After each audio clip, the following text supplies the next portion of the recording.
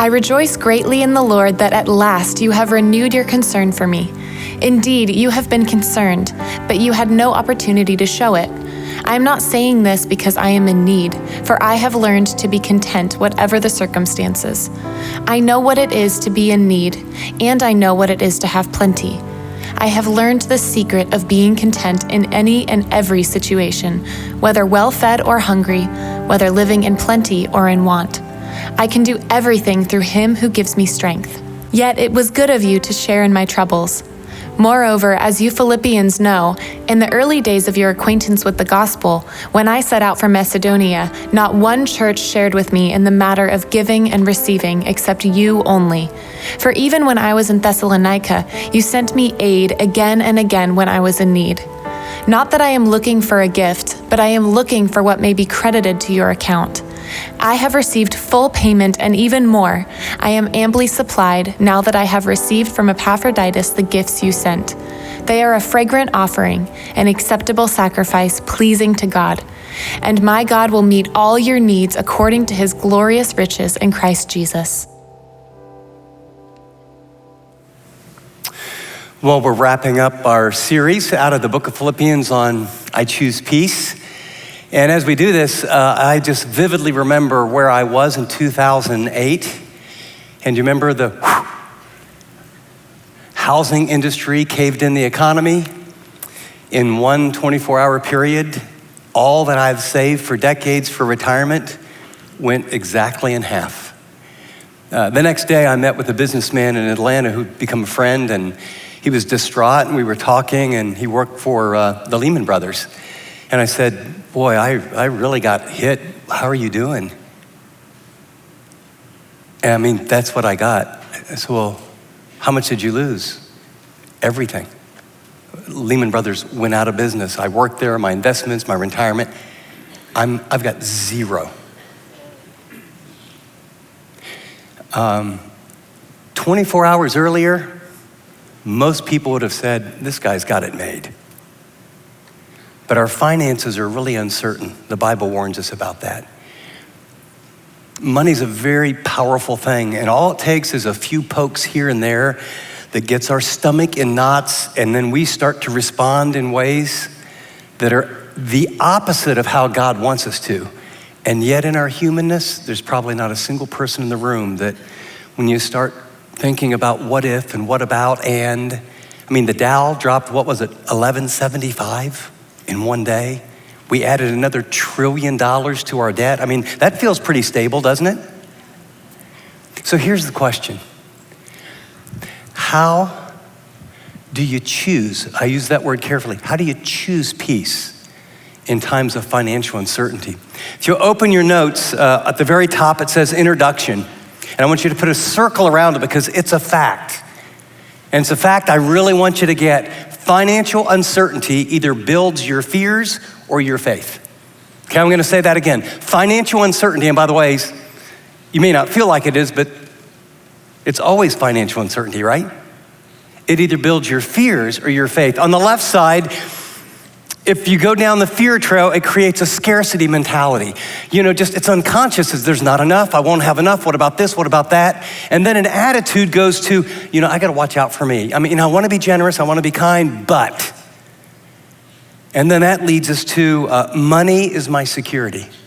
And whether willfully or subconsciously, when things begin to shift or no matter, I've met people who have many, many zeros at the end of their name, but when things shift, they start feeling fear, almost illogically.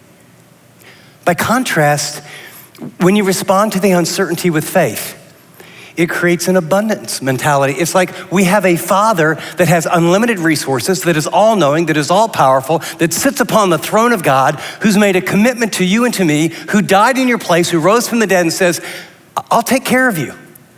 And when you're living in faith, it creates God's watching out for me. I'm secure. My security isn't in money, it's in the character and the promises of God. And then notice on the very bottom, there's a promise. My God will supply your needs, all your needs. Now, you might write above that, not once. He'll supply all your needs, how? According to his riches and glory in Christ Jesus. And then right below that, I want you to write the word warning. Because I've had people come to me and say, hey, I'm in financial trouble, things are terrible, and the Bible says he'll meet all my needs, and man, he's not. This is a promise first for believers. It's not for everybody. I don't make a commitment to take care of everybody else's kids, but I'm committed to take care of mine. Second, it's for believers who are handling their money the way God says and who are being generous. In fact, open your notes because I want to show you something here. This is really exciting.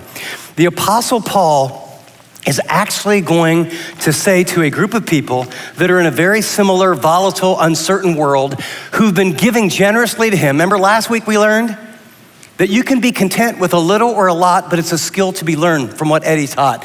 Now what he's gonna say is, I know you're giving financially, it's a volatile world. Let me give you a two-step process that in the midst of unbelievable uncertainty, you can live with peace, you can choose it. But it's the most counterintuitive advice you'll ever get. He goes, step number one is develop personal compassion. Compassion is a heart and a concern, not just mentally, but where you actually act. The word in Greek is splachna. Every time it's used of Jesus, he has to act because something down inside, he wants to meet a need. He said he had great compassion. And the Apostle Paul is going to teach this little church, you do that by putting others' needs ahead of your wants. Notice what he says to this little church. Yes, it was good for you to share in my troubles. Put a circle around troubles. I'll come back to it. Moreover, as you Philippians know, in the early days, this was about 10 years ago, your acquaintance with the gospel, when I set out from Macedonia, not one church shared with me in the matter of giving and receiving financial support, except you alone. Even when I was in Thessalonica, he's almost like saying, that wealthy city, when I left you guys and I was ministering there, they had the resources, but they didn't have the spiritual maturity. You gave generously, even though you didn't have much. He says, you sent me, it wasn't just a one time, again and again when I was in need. I don't know how or why, but there's something that happens that, I can worry about whatever it is. Is it 19 or 20 or 17.5 or something trillion dollars? After it gets over 15 trillion, I don't count anymore. But when in my everyday life, I'm exerting personal compassion and knowing that my Father's gonna take care of me. For me, we were living on a little under $1,000 a month. I had 3 kids. I was working full-time, going to school full-time, and I'm in seminary. And a guy from World Vision comes. And there's about 1,000 of us seminary students. He goes, I know you're all broke, so you're wondering why I'm here. And I'd never heard of World Vision or Compassion International or any of that. And he got done and I saw these pictures of little kids. Their little bellies bloated, no education, no clothes, no food. And I got 3 kids and I'm living in government subsidized housing. And we're not buying meat. We can barely pay our bills and some months can't. And I remember bringing home a little picture of a little World Vision child. And I said, honey, I don't know what we're gonna do, but we can give up something. And we put that on the refrigerator, and that was one of many, many, many, many, many kids. And then a chain reaction that began to happen of faith, of believing that we can give up some of our wants to meet people's real needs. God infuses you with faith when you do that. The second step, he says, is develop a generous spirit. And then he's gonna tell them and us how to do that. He goes, the way you develop a generous spirit, it's like a muscle that has to be developed. He says, you release the very thing that has power to consume you. And can anyone think what that thing is? Yeah, our money, it's our stuff. We're human. Jesus said it's deceitful. It creeps up, it chokes. And so he said to this group, not that I'm looking for the gift. I love his motive. He goes, I don't need your money. He says, but I'm looking for what may be credited to your account. Underline, credited to your account. This is an accounting term. I've already received full payment, literally a receipt, and even more. I'm amply supplied. In other words, you guys have already been generous.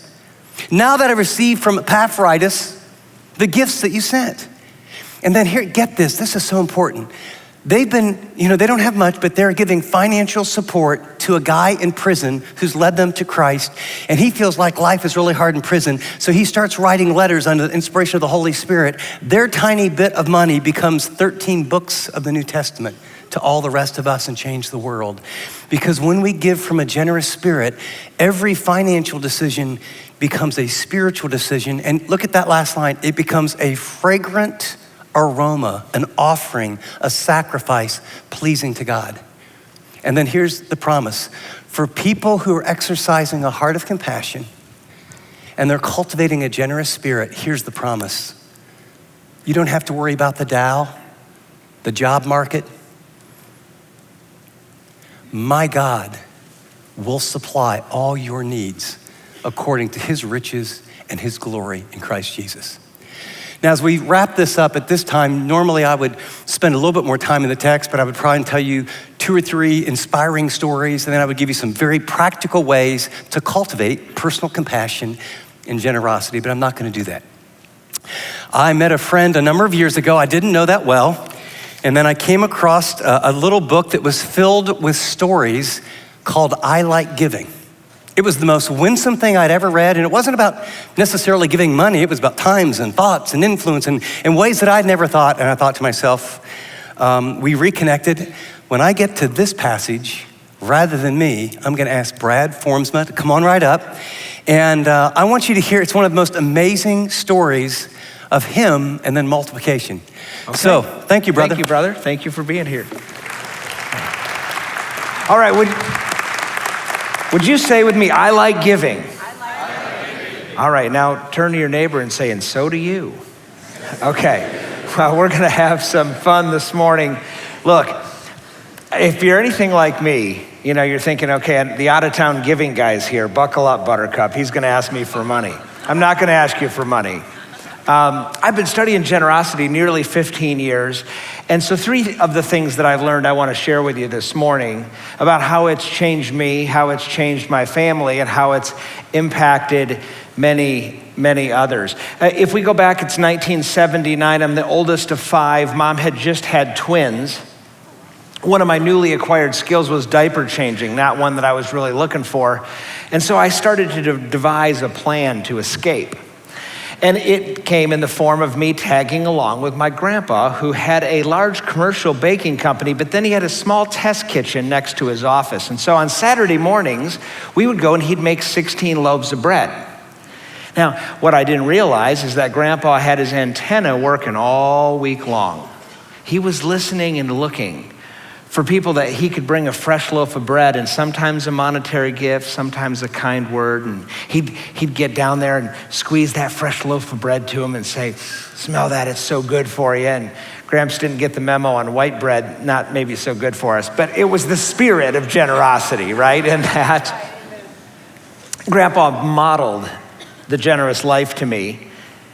I like to say God's principles, Grandpa's ways, these 6 ways that I can be generous with my thoughts towards others. I can be generous with my words.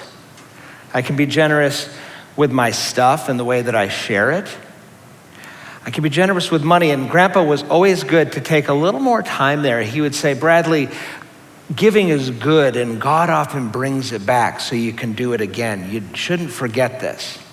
In fact, one day in his office, he gave me a list of places that he gave. I wasn't very old.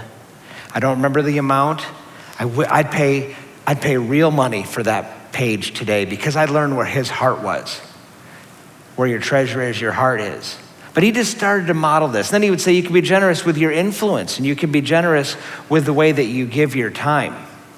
And I went into business through my 20s and had a company for 17 years and about 30 employees at our max time. And I lived in Michigan during this time of my life. And I don't know if you've ever had this where everything in the natural kind of seems like it's working and yet there's something missing in your heart. So for me, it was on a run. I'm like, Lord, what do you want me to do? And I got this impression, I'm gonna use you, Brad, to encourage people in their giving. You're gonna bring greater hope and joy to many people. You'll influence influencers and then they'll take this message into their business or their sphere of influence. It's my message, it's my heart. I'm a generous God. I give life, I provide, I gave my son. Well, I went home and journaled that, like, what do you do with that? I mean, I don't even leave for spring vacation hardly. And yet I purposed it in my heart and just continued to revisit that journal and pray. And then I started to pull some people together and talk about generosity. And two things stood out. Number one, it seemed like nobody really ever talked about it. And then I realized that story was the powerful thread that got people excited and got people moving. The Message translation, it says, Jesus told stories to nudge people to receptive insights. I love that movement and that action side. And so the first thing I want to share with you that I've learned is the power of awareness. We have to become aware. When we move from awareness to action, miracles happen. We got to get our antenna working, right? Just like Grandpa modeled for me. He invited me to listen differently and to look differently. For our family, that came into life with reading the Grand Rapids Press in Michigan at the time. There's a little picture of a Sudanese father and son, and the story in the newspaper went on to talk about how they were firebombed out of their village. They lost friends and family, and they had clothes on their back now and a few bikes. The bike was how Dad got to work. The bike was the son's big toy. As I read further, I realized some thugs had stolen their bikes. And I'm like, this is crazy. So I brought the article into our house. My antenna was working.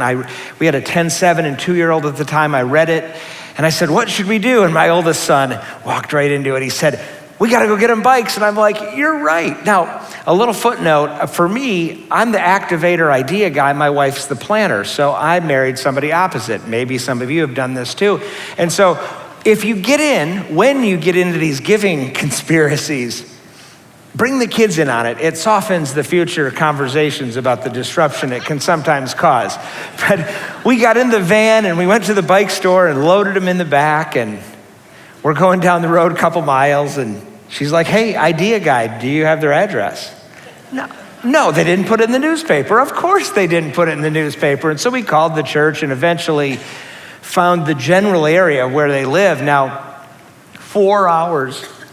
Cheerios are back of the car. We're getting fumigated by the tires in that confined space, and we finally find where these people live. And because of the language barrier, when we gave them the bikes, all the dad could say is, I like bike, as he's riding on his new bike down the driveway. And we left, and that story, that gift changed the trajectory of my life forever. As we were leaving, my wife, Laura, said, I have to confess, I kept hearing there were going to be hundreds of bikes in that front yard. The newspaper went to the whole city. She said there weren't any there. I really believe we had a divine assignment that day, and I'm glad we persevered. And from the back of the car, my oldest son said, Dad, that was way better than going to the water park today. The truth for all of us to be able to experience that it's more blessed to give than receive is powerful. But I believe one of the reasons that drive me most in sharing this message and giving my life away to that idea is that when our kids and grandkids bring it and get it into their life through our modeling and through the revelation through God's scriptures, it's a game changer. And those seeds are so powerfully planted. I didn't always do what I should have been doing. In fact, I think I need to be in this message every day. It's why the Lord has me in it. This isn't about perfect giving. This is about the idea of living the generous life. And so I had got a text message from a friend one day, I like cavities. And I'm thinking, what do you mean you like cavities? I clearly am not a dentist, and I knew he wasn't. And he said, well, I was sitting at the dentist's office. I overheard, my antenna was working. I overheard this lady say, $926, I can't cover this. I have these 3 young girls. Can I make payments? And he said, I kept hearing, I like bike in my head. And he said, I'm introverted. I don't even know if I like people. But he thought, this is my chance. And so he jumped up and he gave his credit card, when I'm with Dave Ramsey, I say debit card, to the cashier. And he said, in that moment, tears rolled down this lady's face. I think about Paul in Galatians saying, we're called to bear each other's burdens. He said, my giving story, I started out as a little giver, and God's been on this journey with encouraging me to stretch and grow in giving, and now I give tens and tens of thousands away, but I didn't start there. He's like, it's so important to get started. And he said, I just want to give more, and this is another way that I can give. Powerful. When we move from awareness to action, miracles happen. Second thing I want you to learn about what I've discovered is the power of the decision to live the generous life. Make it a habit. We love, our family, we love to regularly give to our church. I was sharing with Chip, there was a year that went by, we thought we were being generous, but we got to the end of the year and our accountant's like, hey, what happened? And I think sometimes we often think we're more generous than we are, and it wasn't a bad thing, just life happens and busy. And so we got into the automated kind of every couple weeks we give to our church just out of a regularity. And yet we also made some decisions to have what I'd call the giving emergency account off to the side, where we spend a little less. And so we got that pile there in case the Lord would put us in the game. And sure enough, that opportunity happened for us. And, when I think about this decision, it's really powerful to me because my son came to me one day and he said, Dad, my buddy Nolan, his dad just found out he has 2 months to live. He's really sad, and I know we have this emergency giving fund, and well, could we do something? And so our family got together. We talk about this in our family, and we decided that emergency Visa prepaid gift card's gonna be the answer. And so we were gonna do a stealth giving, where you just kind of sign the note, but you don't put your name, and we were gonna drop it off at their house, which is what we did. We thought we made a clean break, but as we were backing out of the driveway, the lady identified us, and so we knew our cover was blown. And unfortunately, that man passed away 2 months later, and 3 weeks after that, a note came to our house, and the note said, Dear Brad and Laura, my husband was pacing back and forth in the living room, crying out to God, Lord, would you provide money for me to put new tires on my wife's car so that she'll be safe on the roads when I go to heaven? The creator of the universe works through us to be a part of answering prayer. That's a tweetable moment, tweetable line, whatever you want to call it. He works through us, he trusts us. But I believe we have to have our antenna working. And I believe we have to have made the decision that I want to live generously, so we're ready to go, ready to be put in when he calls on us. And yet 3 months earlier, what I didn't tell you is that I sat in an oncology office, and this doctor told me that I had a rare form of leukemia, which is a blood cancer, and that 24 months to live would be about the time that I'd have left on this earth. And yet, as he said, there's only $300 a day chemotherapy that you can take the rest of your life that will help you, and maybe. And it's in those moments that you go to where you put your hope. Boy, my hope is in Jesus. And then I started to think about those decisions I've made, and that big decision as a family to live generously. And I realized I would have chickened out. I was worried. I had to continue to release that to the Lord. Who's going to take care of this young family? Who's going to walk that girl down the aisle? But I believe when we've made the pre-decision, it's just easier, because life isn't all rainbows and butterflies. It's not always the sun's out. Well, kind of in California, but the point is that we have to be willing to live and give generously in and out of season. My doctor, this guy is a piece of work, and that's generous with my words, for sure.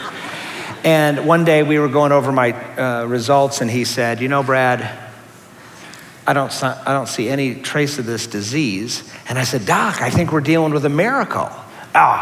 Statistically impossible, he says. And I said, well, what about spontaneous remission? Now that happens. And I thought, well, I thought that's what you docs call the medical definition of a miracle. That he doesn't, he's interesting that way. And he instantly goes to, I like your shoes.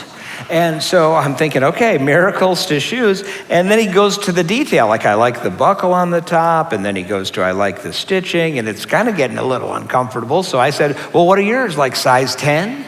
You think you're so smart. They're 9.5. And I'm like, no, you're so dumb. You just gave the giving guy the answer because I'm Dutch, but I like nice, so I know where to go. Nordstrom Rack. I get in that car, go to that store, turn down that aisle, and there they were, that 9.5 pair. They're glowing on the shelf. I bought them, brought it home, wrote out a note, Dear Doc, thank you for using your God-given gifts to help a guy like me stay around a little longer. Then the second part that I think Jesus is okay with, I said, these will help you be one step more like me. So but you know, it's in those moments that we can be generous with our words and our thoughts. And he's a little bit of a project for me if you haven't picked up on that. But this is what's interesting. We all have people like that in our lives, don't we? And it's coming from the heart. When we give, it softens our heart. It's, I think, why the Lord wants us to daily, weekly, monthly aim at this. Generosity matters for our hearts. Generosity matters for our families. Generosity matters for our legacy. Generosity matters.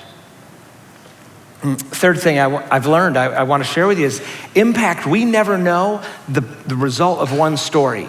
But that generosity ripple, I'm telling you, it just continues to ripple out. I've never met the people who we gave those bikes to. Do you know that started a nonprofit organization in 2011 called I Like Giving to inspire people? And that language, I like bike, can you just see that guy in heaven like I like tires, right? I mean, that language might translate. It just started to develop. And at I Like Giving, we inspire people to live generously through content. You're going to see a story in a few minutes.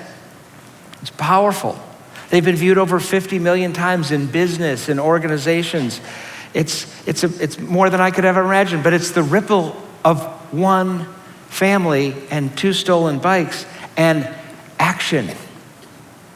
People ask me, like, how is I Like Giving funded? And I said, well, people want the world to be a generous place, so they track us down and they give to our organization. But we really don't focus on that. We just trust God for that, and we speak in businesses, because you guys know this. When you have good-hearted leaders, they want to do things that help their employees, that bring a spirit of generosity into a company. It's good for the bottom line, sure, but guess what?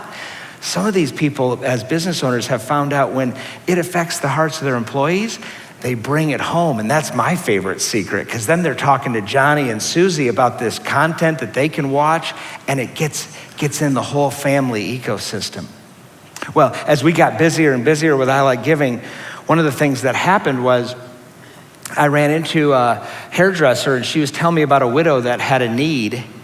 And so we started giving her money, and eventually I became friends with her, and a publisher came to me and they said, you should write a book. And I'm like, no, I'm not your guy. I cheated in high school English. And I really thought that would get him away, because it wasn't my plan.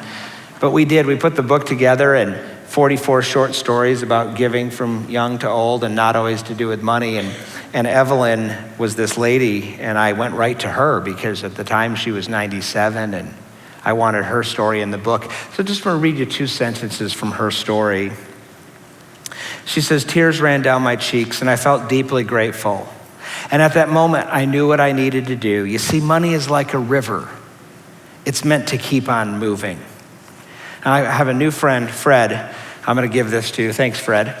And one of the things that I find to be such a powerful picture, money's like a river. It's meant to keep on moving. Go back to Grandpa. Brad, God gives you money so you can give it, and he often brings it back so you can do it again. Continually exercising our faith and trust muscle. Yeah, it softens our heart. It loosens the grip. Wouldn't you love to meet Evelyn? Evelyn, we put a 3.5-minute video of her life together, and I'd love to introduce you to her. So check the screen out, and I'll be right back.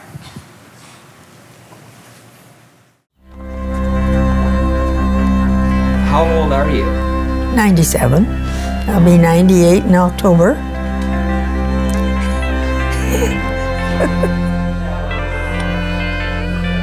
I live in a retirement community. And we used to have a bus here to take people to the grocery store twice a week. And they gave that bus up. I don't know why. So a lot of people were stuck around here. Like my neighbor Joyce, who was a very shy person. She said to me, well, if they don't get another bus, they'll find another place for me to live. And she said, I just don't want to go anywhere else. I said, Joyce, I'll get you to the grocery store every week. But I lost my driver's license because somebody thought I was too old. But I didn't have a mark against me at all. I was heartbroken at that. I really was. It made me feel old. It made me feel useless.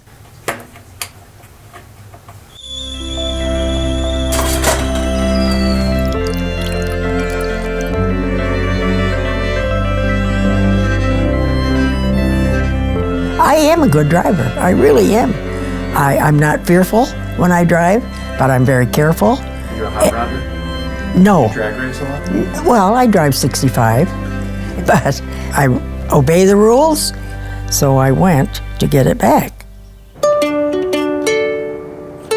You make a promise, it's important for me to keep that promise if it's possible.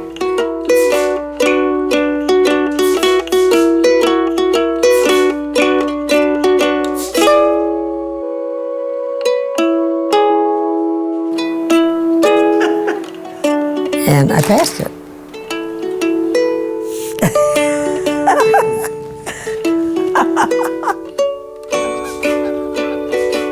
I'm on the earth, I'm here.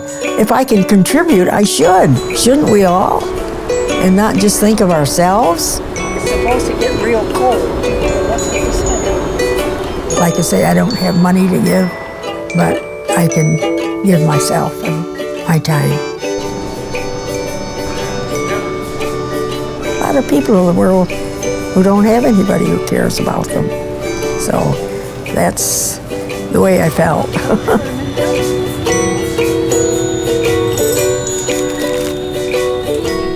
We're asked to love our neighbor, be a friend. That will give you joy.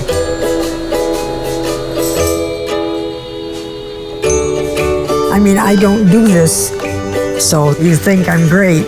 I don't even think of that. My daughter says, Mother, you shouldn't do this, you shouldn't do that.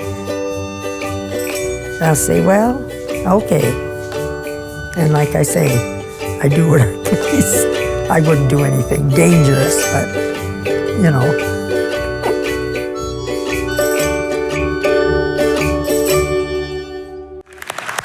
Come on. Don't you love her? 9 million people have been able to experience Evelyn like you did today. So when I think about impact, I think about my own family, and I have a 16-year-old son who's Drew. He's going on 26, so that's kind of an interesting parenting challenge. And he just seemed to appear on the stage. So please welcome Drew. I'm going to have him share a thought. Yeah.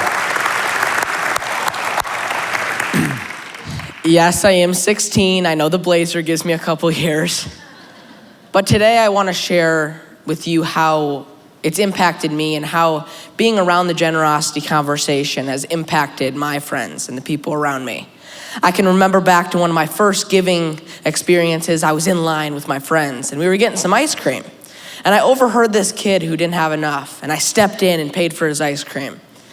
And I was kind of getting that skip you get from giving. And as I walk out, my friends go, Drew, stop. Do you even know that kid? Why do you have to do that? And these things we say, right? And I got to explain to them, no guys, I get to do this. I get to step into this. I get to be a blessing. And so over the next weeks and months, I kept doing different giving experiences around them, and they caught on. One day we were at Disneyland, and we were in the arcade section, and we ended up winning a 3-foot-long hot dog, stuffed hot dog. And we turn around with this stuffed hot dog, and we see this kid about this tall, staring straight at it. And my friend goes, Drew, we're giving this away. I'm like, yeah, we are. So we give it to him. And his smile was bigger than his face. And in that moment, as we walked away, I thought of something. Kid's never gonna remember what rides he went on, what foods he ate. He's gonna remember that 2 high school kids looked out for him. cared about him, made him feel known.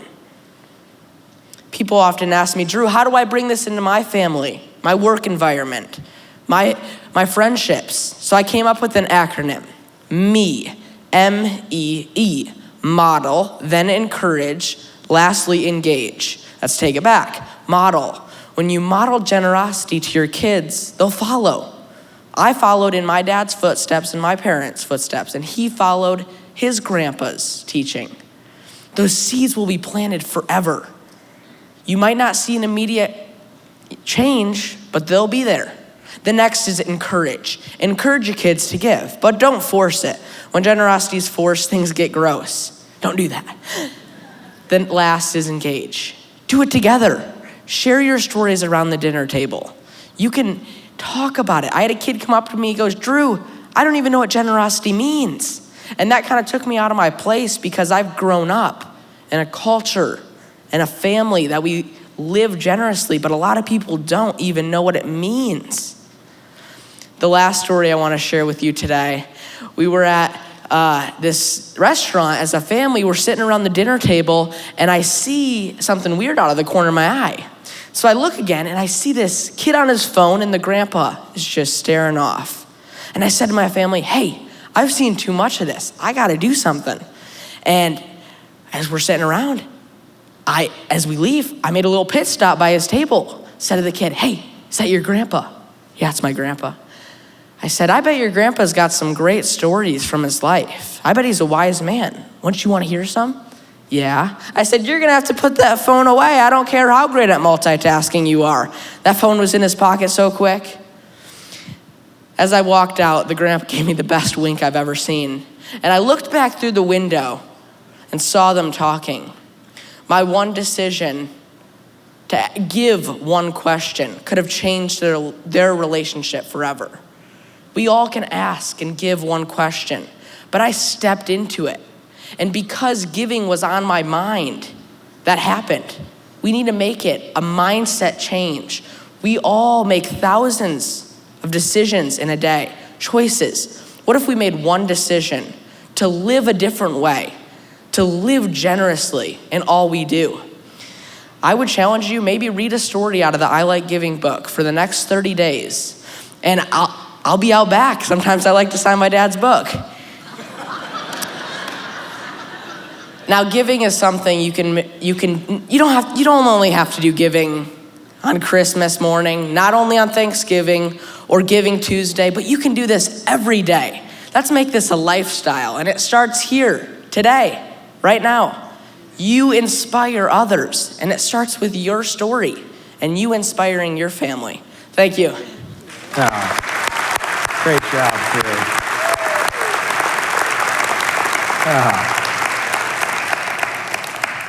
So when we move from awareness to action, miracles happen. I've asked you to consider making the decision to live generously. Make it a habit. And trust God for the impact. But I know this. I want you to experience the joy that comes from giving, the joy from the truth that it's better to give than receive. I want you to be able to grow in the grace of giving so that you will experience the life that's truly life. Thank you.